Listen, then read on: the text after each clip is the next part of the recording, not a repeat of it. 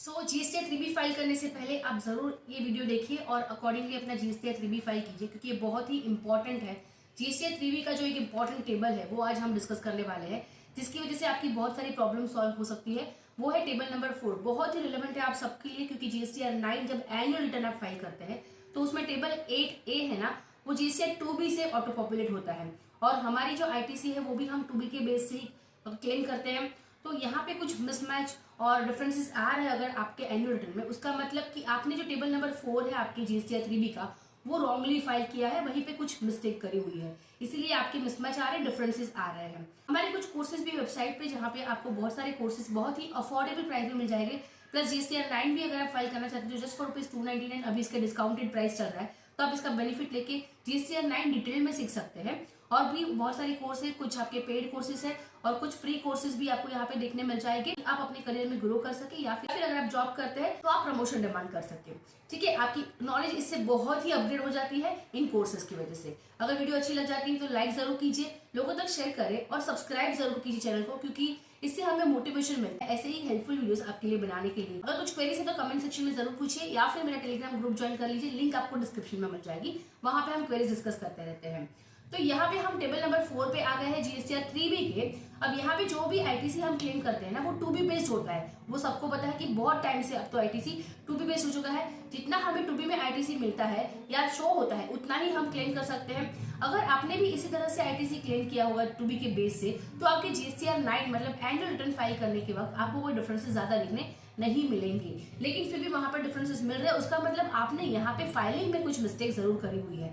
तो आप जरूर ध्यान दें, जब जीएसटी 3B फाइल करें तो टेबल नंबर 4 को ध्यान से आराम से समझ के फाइल करें, ताकि उसमें कोई मिस्टेक ना हो और आपके जीएसटी 9 में मतलब कि एनुअल रिटर्न में आपको कोई डिफिकल्टीज ना आए। ठीक है, तो यहाँ पे जो आप टेबल देख रहे हैं उसको 3 पार्ट में डिवाइड किया गया है। टेबल नंबर ए में आपका मोस्टली डेटा ऑटो पॉपुलेट होकर आता है, इंपोर्ट ऑफ गुड्स का भी ऑटो पॉपुलेट होकर आएगा, सर्विसेज का नहीं आता है, वो आपको अपने आप ही डालना पड़ता है। Invert supply liability to reverse charge में भी ऑटो पॉपुलेट आके आता है जब आपका सप्लायर रजिस्टर्ड है, लेकिन अगर सप्लायर अनरजिस्टर्ड है तो फिर वो सेल्फ इनवॉइसिंग वाला केस है, उस केस में आपको यहाँ पे एंटर करना पड़ता है।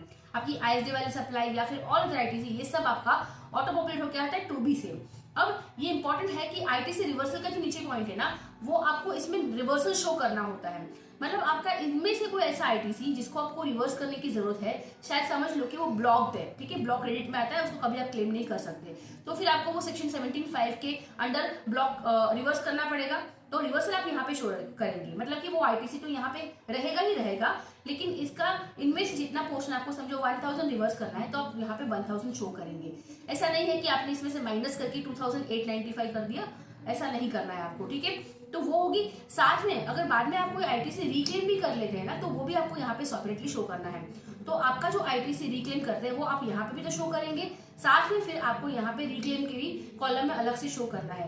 तो ये जो ब्रेकअप आप यहाँ पे देते हैं ना आईटीसी का, आपने आईटीसी कितना क्लेम किया, कितना रिवर्स किया, कितना रिक्लेम किया, और साथ में आपके लेजर्स भी यहाँ पे अभी तो मेंटेन हो रहे हैं। लेजर्स आपके जीएसटी पोर्टल पे electronic cash ledger, credit ledger, वो तो है ही, साथ में रिवर्सल के भी लेजर्स है, राइट। तो वो सब देख के समझ के आपको यहाँ पे ब्रेकअप देना होगा अपने टेबल नंबर 4 में जीएसटी 3B की।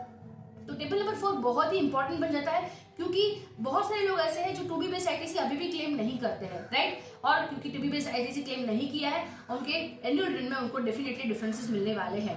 ओके, अब तो आईएमएस भी अवेलेबल है और लाइव हो चुका है, तो आप आईएमएस में भी आपके इनवॉइसेस चेक करेंगे, अपने हिसाब से 2B जनरेट करेंगे और फिर उतना ही आईटीसी आप अपने 3B में क्लेम करेंगे। तो याद रखें कि 3B में टेबल नंबर 4 में जो आप आईटीसी क्लेम करते हैं, एक तो आप 2B बेस्ड आईटीसी क्लेम करें और उसका प्रॉपर ब्रेकअप जरूर दें। और भी आईएमएस पे अगर आप सीखना चाहते हैं कि कैसे आईएमएस पे इनवॉइसेस के अगेंस्ट आप एक्शन लेंगे और अपना 2B जनरेट करेंगे, तो उसकी वीडियो आपको चैनल पे मिल जाएगी, लिंक भी मैं आपको डिस्क्रिप्शन में दे दूंगी। बाकी और अपडेट्स के लिए आप मेरे यूट्यूब चैनल को चेक कर सकते हैं। ऐसे ही बहुत सारे कोर्सेज मेरे चैनल पे आपको मिल जाएंगे। और जीएसटी 9 और 9C का कोर्स अगर आप बाय करना चाहते हैं तो लिंक आपको डिस्क्रिप्शन में दे दूंगी। यहाँ पे मैंने ऐसे ही प्रैक्टिकल केसेस को कवर किया हुआ है, जहाँ पे कौन से केस में आप जीएसटी 9 में कौन से टेबल में इफेक्ट दोगे, उसको प्रैक्टिकली एक्सेल शीट में शो करके दिखाया हुआ है। तो कोर्स की लिंक आपको डिस्क्रिप्शन में मिल जाएगी और बहुत ही अफोर्डेबल और डिस्काउंटेड प्राइस पे आपको भी मिल रहा है, क्योंकि दिसंबर जाने के बाद इसके प्राइस बढ़ सकते हैं। पहले आप मुझे कमेंट में पूछिए या फिर टेलीग्राम ग्रुप ज्वाइन कर लीजिए। Thank you so much.